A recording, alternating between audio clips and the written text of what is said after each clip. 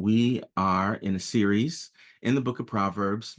We did this series, a similar series, I guess it was a couple years ago now, Principles from Proverbs. And so this is the 2024 edition.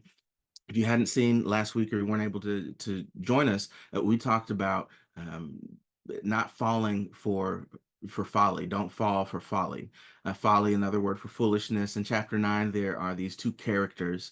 Um, there is wisdom, there is folly, and we were introduced to them, and we took a look at how they are, and what it is that they do. And wisdom calls out from the highest place in the city. Folly calls out from the highest place in the city. And so it was really verse 10 of chapter 9 last week that we honed in on. The fear of the Lord is the beginning of wisdom, and the knowledge of God is understanding. And so we need to fear God, we need to know God, and that's how we have wisdom and understanding. Um, Tonight we're going to be in again Proverbs chapter 9, but also this is the other part that I wanted to get to last week and didn't have time. Also Matthew chapter 13. Go with me now back to Proverbs chapter 9. If you were with us last week, maybe you already have a bookmark there. I'm going back to the CSB. Proverbs chapter 9, verses 7 through 9. This is where we're going to start. And these are our key verses in Proverbs. And then I'll give you our key verses in Matthew. Proverbs chapter 9, verses 7 through 9. The one who corrects a mocker will bring abuse on himself. The one who rebukes the wicked will get hurt. Don't rebuke a mocker, or he will hate you. Rebuke the wise, and he will love you. Instruct the wise, and he will be wiser still. Teach the righteous, and he will learn more. And then verse 10, our verse from last week, the fear of the Lord is the beginning of wisdom, and the knowledge of the Holy One is understanding. The key verses for from Matthew, I want us to look at Matthew 13, 10 through 17, and then 53 through 58. Matthew, so that was Proverbs 9, 7 through 9, and then Matthew 13, 10 through 17, and 53 through 58. We'll come back there. I want to talk about first what it says in these three verses in Proverbs, and then go back and we're going to take a look at the example, some examples that Jesus gave and what Jesus talked about that relates and correlates to what it says in these three verses in Proverbs 9, 7 through 9. Again, one who corrects a mocker will bring abuse on himself. The one who rebukes the wicked will get hurt. Don't rebuke a mocker, or he will hate you. Rebuke the wise, and he will love you. Instruct the wise, and he will be wiser still. Teach the righteous, and he will learn more. I'm going to read it again from the NIV, the New International Version. Whoever corrects a mocker invites insults. Whoever rebukes the wicked incurs abuse. Do not rebuke mockers, or they will hate you. Rebuke the wise, and they will love you. Instruct the wise, and they will be wiser still. Teach the righteous, and they will add to their learning. And one more time in the NRSV, it's good. I encourage you to do this even in your own study, to look at the same thing in different translations, because something might pop out at you that you didn't see when you read it in one translation or one version. You read another, and it might be just one word different that really makes it stick. This is Proverbs 9, 7 through 9 from the NRSV, and it says, whoever corrects a scoffer wins abuse. Whoever rebukes the wicked gets hurt. A scoffer who is rebuked will only hate you. The wise, when rebuked, will love you. Give instruction to the wise, and they will become wiser still. Teach the righteous, and they will gain in learning. So just a few things real quick. That we see. This is talking specifically about who we address and how we address them. And again, in Proverbs chapter 9, we've got wisdom personified as a woman, and we've got folly or foolishness personified as a woman.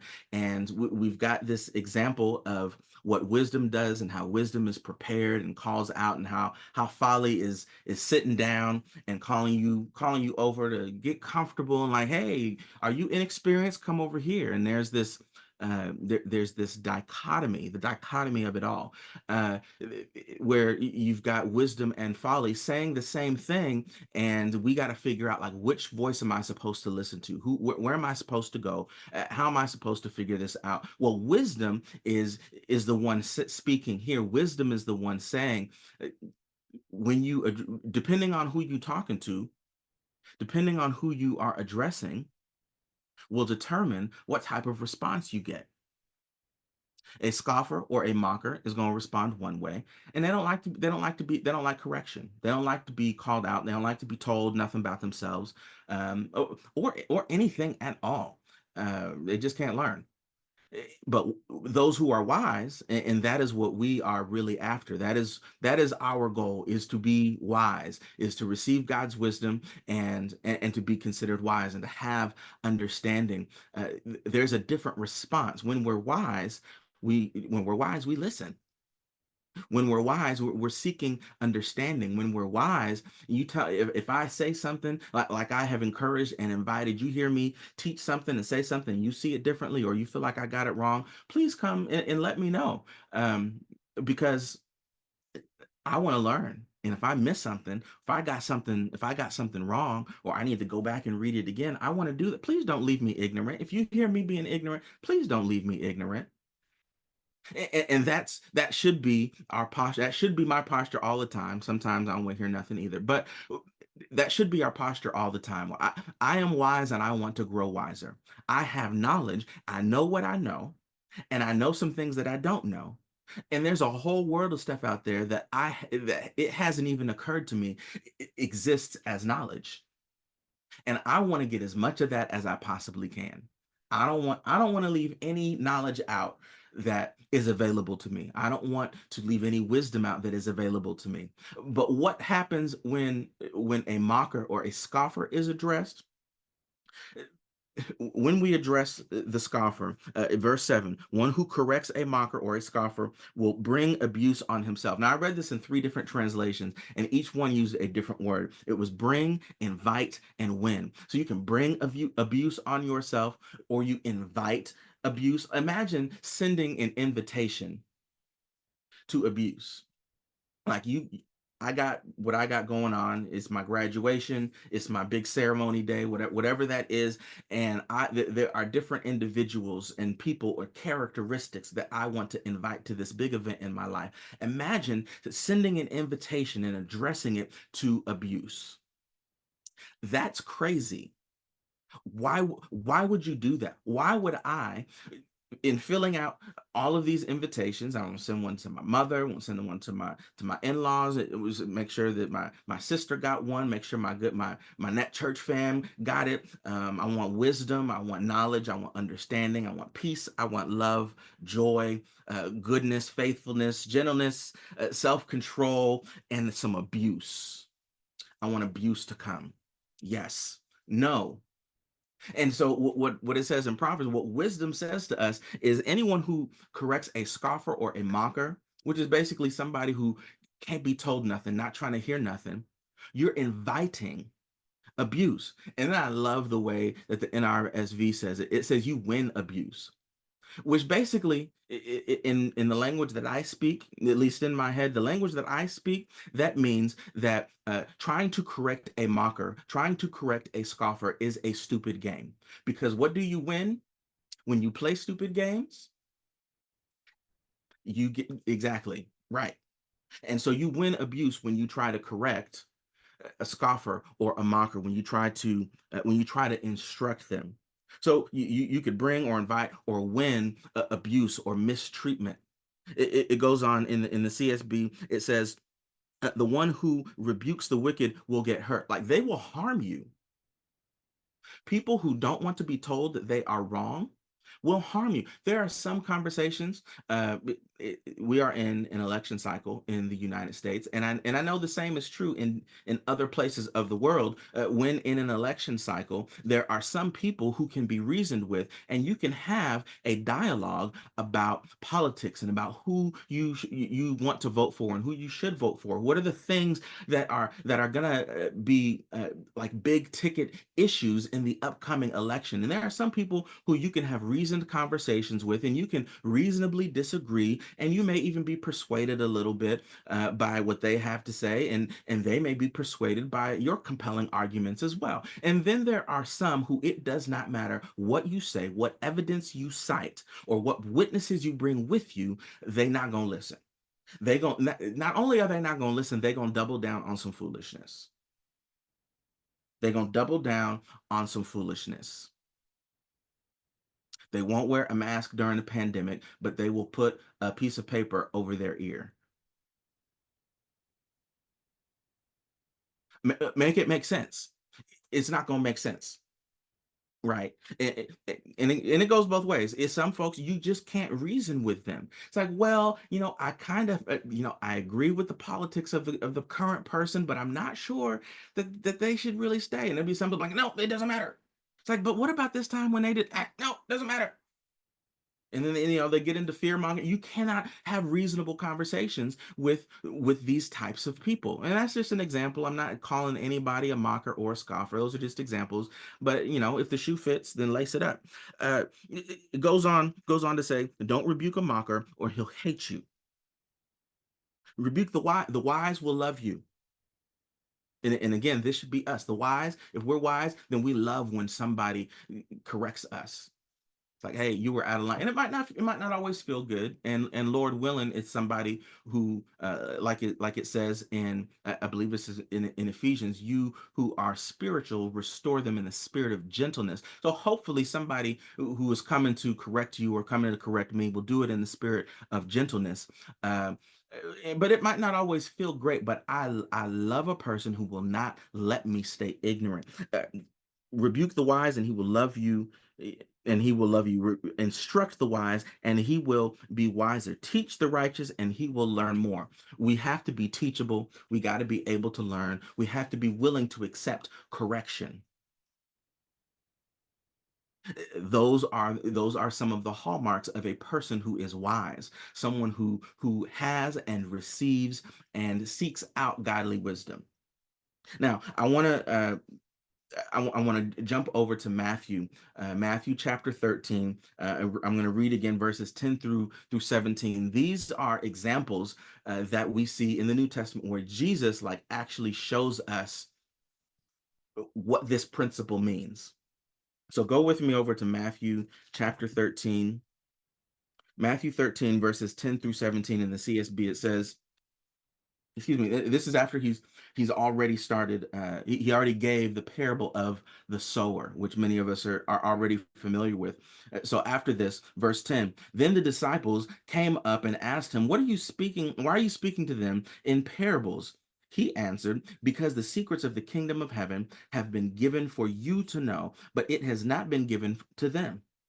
For whoever has, more will be given to him, and he will have more than enough. But whoever does not have, even what he has will be taken away from him. That is why I speak to them in parables, because looking they do not see, and hearing they do not listen or understand. Isaiah, uh, Isaiah's prophecy is fulfilled in them, which says, "You will listen and listen, but never understand. You will look and look, but never perceive. For this people's heart has grown callous. Their ears are hard of hearing, and they have shut their eyes. Otherwise, they might see with their eyes, and hear with their ears, and understand with their hearts, and turn back, and I would heal them. Blessed are your eyes because they do see, and your ears because they do hear. For truly I tell you, many prophets and righteous people longed to see the things you see, but did not see them, to hear the things you hear, but didn't hear them.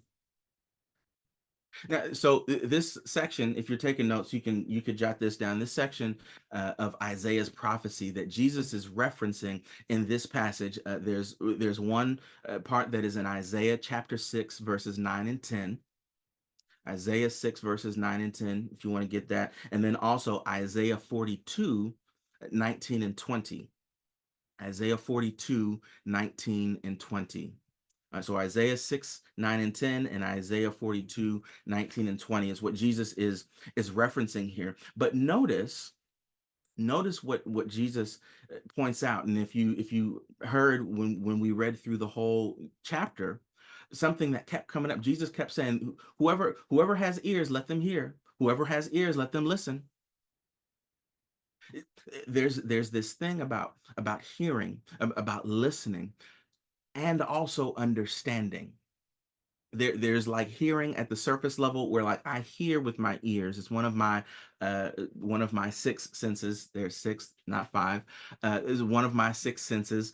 And so I hear this way, but then there is a hearing where like I hear correctly. Like when you speak to me, when I'm in a conversation, when I'm in a conversation with a person and they are sharing something with me, one of the things I personally seek to do is not just listen, because I used to feel like listening was better than just hearing, but then I learned that there's a deeper level of hearing. Because when I listen, I hear everything that you say. I got everything that you said. But when I really hear you, then I'm able to get underneath what you're saying, and I can hear the words. I can listen to the words, but I also get the tone that you're saying it. And if we're in person or on video with each other, I can see your body language. I can see your eyes, and I can get a sense for these other things, and so I can really hear you. So when I say, or when you say, yeah, it was all right, it was all right, that can mean something different than if you like this, like it was all right. Those are two different things, and so I can be listening and be like, I can recite what you said. She said it was all right. Well, so it was all right. There's no problem. But if I really hear you and get down to that other hearing, and I take everything, the full context into consideration, and I really hear you, then I can take something else away, and then we really get to start having a conversation, because now that deeper level of hearing is where understanding lies. Like I can hear the word, I can listen to the words you say and still not understand a single thing you're saying. And that is what the prophet Isaiah recorded, that God told Isaiah to say to the Israelites. The Israelites were God's chosen people, and they were not listening. It's like they got ears, but they're not really hearing me though. And Jesus said, these people right here who I'm talking to in parables, I'm speaking this way because they got ears, but they're not really hearing me though. And if they really got ears to hear, like hear, then they'll get what the parable is saying. Or they'll be smart enough to ask a question as opposed to assuming that they already understand. We talked about that when we assume that we understand something better than we really understand it. So that's the reason that Jesus was speaking in parables. That's what he said. But look again at verse 14 in Matthew chapter 13. Isaiah's prophecy is fulfilled in them, which says, you will listen and listen, but never understand. Imagine, you probably don't even have to imagine. You can remember, you can reflect on a time when you kept hearing the same thing over and over and over again, and you still weren't really getting it. Like, I hear what you're saying, but I don't get it. Or let's flip it the other way. I know you've experienced this, where you have explained and expressed yourself ad nauseum. Like there are no other words that you can use that you have not already used to express and convey what you are trying to have understood. And they still not understanding. It's like, okay, like you're listening, like you're sitting, you're looking me in the face, you're doing all of the things, you listening and you're listening, but you still don't understand. You're still not getting it. You're not really hearing me. Like you listening, but you're not really hearing. That's what's being talked about right here. That's what Jesus is talking about. This is why he speaks in parables. Some folks just ain't gonna get it. That's what Jesus was saying. Some folks ain't gonna get it. And so for the ones who this ain't for, They not gonna get it. For the ones who this is for, it's gonna catch their ear a different way. And this going back to Proverbs 9 about correcting a mocker or a scoffer versus those who are wise. You can say all these things, and there are examples. If you as we read throughout the Gospels, there are several examples, several people who heard Jesus speaking and were constantly his naysayers, who constantly misrepresented the things that he was saying. He would say one thing and like, oh, he thinks this, da, da, da, da. It's like that's not what I said. When the friends of the guy lowered dude on a mat through a hole in Peter's house where Jesus was teaching, and Jesus said to the man, your sins are forgiven. And then he turned to the scribes and Pharisees and other religious leaders, and he looked at them and he said, "No, now why would you think that?" Because they thought to themselves, and he turned to them like, now why would you think that? Those were people who weren't going to get it. And so in that instance he said, but since you think that I ain't got the power to do that, let me show you what I can do. Young man, get up and walk, take your mat and walk. Now you see it, right? Since you didn't want to believe I can forgive sins, now you see what Jesus is saying right here in Matthew 13 is, I speak this way because there's some people, it don't matter what I say, it doesn't matter what I do, they not gonna get it. And I'm not going to fight with folk who not going to get it. And so if we follow the example of Jesus and we apply this in our personal lives, we're not going to fight with folks who are intent on misunderstanding. You got it. You right. Bet.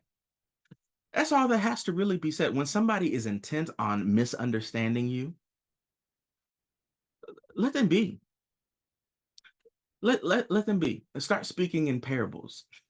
There was a man who threw seeds in a field. Like, what are you even talking about? Don't worry about it. It's not for you. If you don't get it, it's not for you. Let's not argue with people. Let's not continue to go back and forth with people who are intent on misunderstanding. Now, we all have different levels and abilities of comprehension. And so it's okay for someone not to get it. I don't get everything the first time either. Sometimes it takes me many, many, many times. And it's like, oh, I get it now. But you can tell the difference between someone who's really seeking to understand and someone who it don't matter what you bring them. They're not gonna listen. They're not gonna believe you. They're not gonna buy it. No, they cannot be swayed. And with those people, I let them talk. I tell you what else I do. And this is just me. This isn't in here. I'm just telling you what I do. Let them talk, and then find something in what they're saying that I can agree with, and focus on that. And then just leave the other stuff alone because we're not going to agree on that anyway. And I'm not about to get into it with you. Like we cool right now.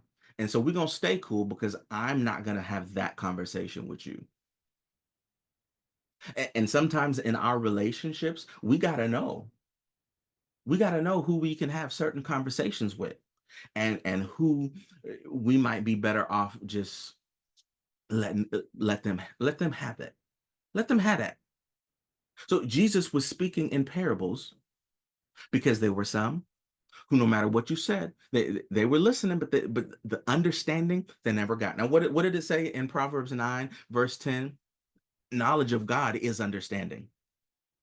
And so there are some things, especially the things of God, the things of the kingdom, folks not gonna get it. And so there are going to be people, and you may see this on the internet, on TikTok, on Twitter. Mama calling Twitter, I'm gonna call it Twitter.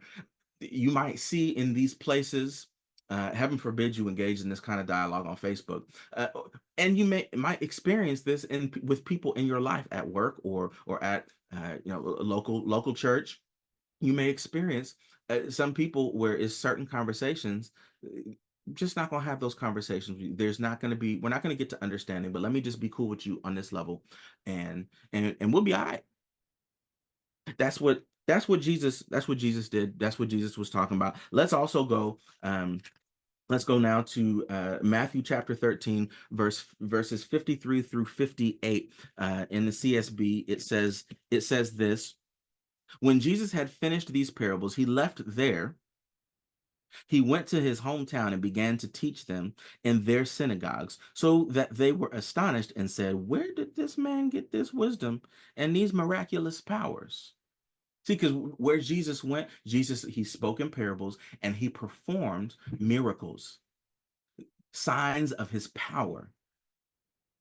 And so people would be like, who is this? Who is this man? And so when he went back to his hometown, now if you don't know or didn't remember, Jesus was raised in Nazareth. In other parts of scripture calls him Jesus of Nazareth. That's where he from. That's how you would identify one person from another person. Like we still do that now. When you know two people named William, and so maybe you say the neighborhood that they came from, uh, that William. No, no, no, no, not Houston William, Dallas William.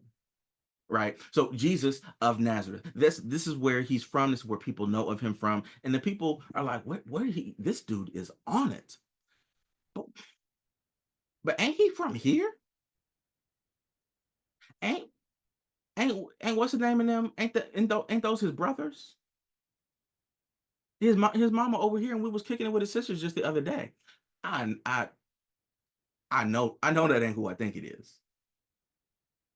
And so they identified the wisdom that Jesus was speaking with. They recognized it as wisdom and then began to pick apart at Jesus and who he is, where he from, and who he represent, and then discounting everything he has to say because of something about him. That is a quintessential example of a mocker or a scoffer. They scoffed at Jesus. Like, not possible. Not possible. Whatever he's doing, whatever you heard him say, I know it sounded good, but don't buy any of it because he's from here, which is really a self-own. Like, oh, he from here, he can't be bad. But they denied everything that they recognized as wisdom. They knew it was wisdom, and then began to pick away at him like, nah. What school did you go to? And and by the way, there are certain questions that they're just so pretentious. So pretentious. When I lived in Dallas almost 20 years, in my younger days when I would be out in the city, and living it up, you go places. One of the questions that folks always wanted to know, "W- so what do you do? Where do you work?" They trying to size you up. They want to know how much should I respect you? Oh, that's what you do? Okay. Well, I'm in finance. And um yeah, if you got the right car, like you go place, especially if you like in uptown or you or in downtown, and you go and you got a valet because they know where to park. You got the nice car, they're gonna park the nice cars out front. And it's a thing when you leave the place for you to be able to just hop in your car and it's the one that's out front. And there was a time that you don't look at what I got right now. There was a time when my car got parked in the front, right?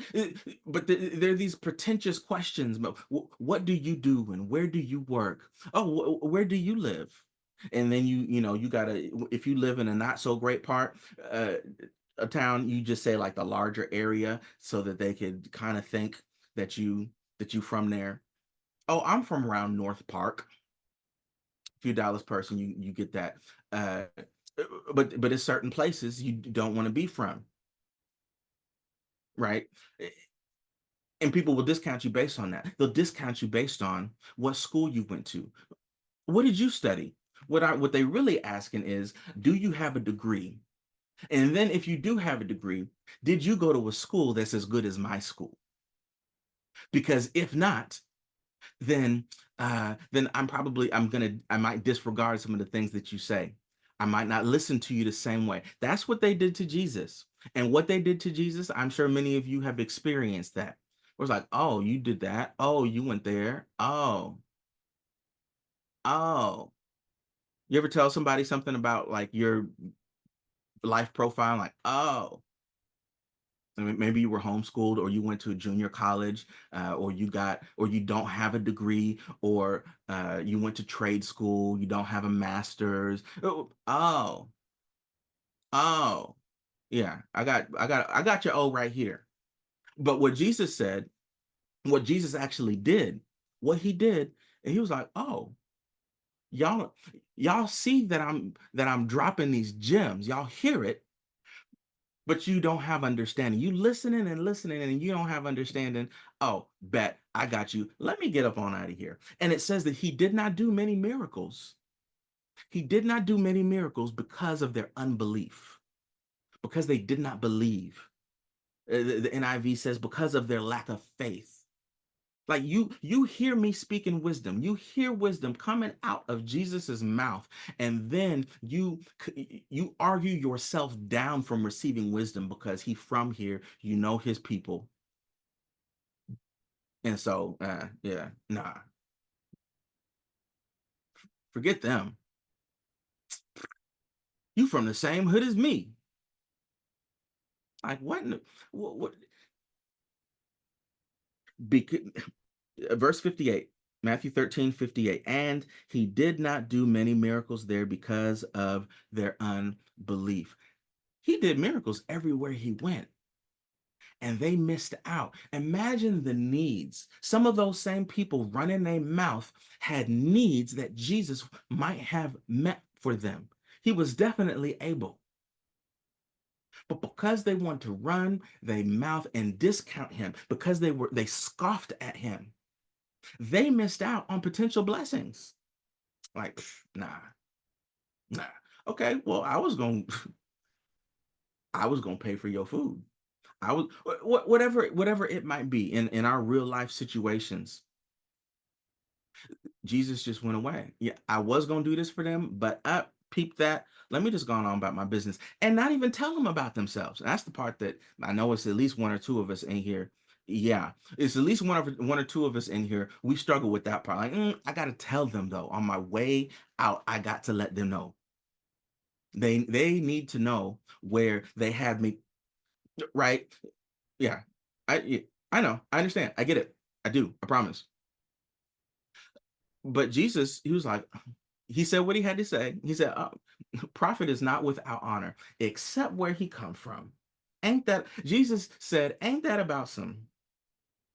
And then he went on about, he said, let's go, let's get on up out of here.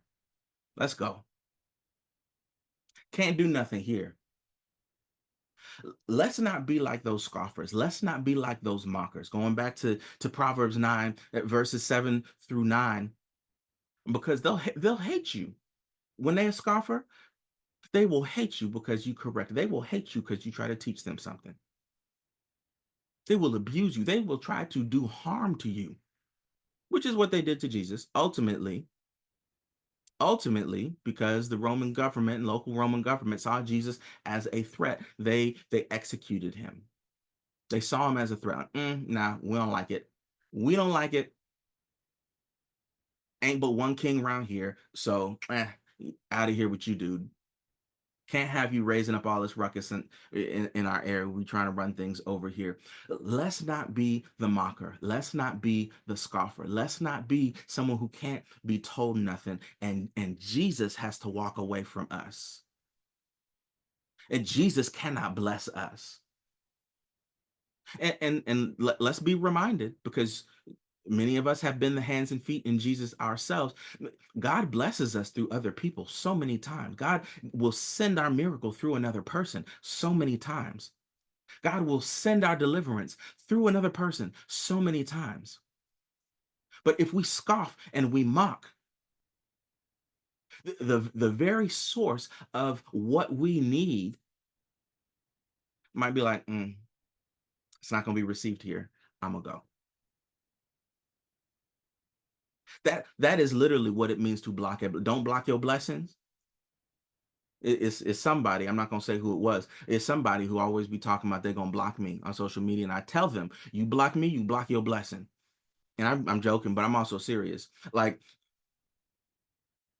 Seriously though, like we can block our own blessings by causing people to look at us a certain way, or see us a certain way, see us as they're not teachable, they can't learn, they got an attitude. When you just tried to teach them, tried to tell them a little something, they caught the attitude about it. Never mind. Ain't ain't nobody gonna see about you for a promotion when you can't be taught. I've been here longer than them. How they gonna train me on da da da da da da da da? Okay, bet. You don't have to be trained on that at all. You keep doing what you've been doing. Don't you go nowhere until we through with you. Let's not be the mocker. Let's be the wise person. Proverbs chapter 9 gives us this personification of wisdom and folly or foolishness. Let's not be foolishness personified. Let's be wisdom personified.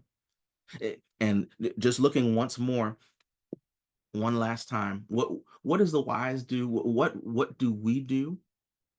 Those of us who are wise. It, Starting at Proverbs 9, verse 8b, rebuke the wise and they will love you. Instruct the wise and they will be wiser still. Because we're not gonna let some life go by and not get the lesson. That part of life was a struggle, but I'ma get the lesson. Teach the righteous and they will learn more. That's what it looks like for us to be wise. We love the people who gonna help set us straight. We love them, and we gonna learn the lesson from every season of life, and we can be taught, and we're gonna keep on learning because we know that we don't know everything. We ain't got everything exactly right. Let's pray.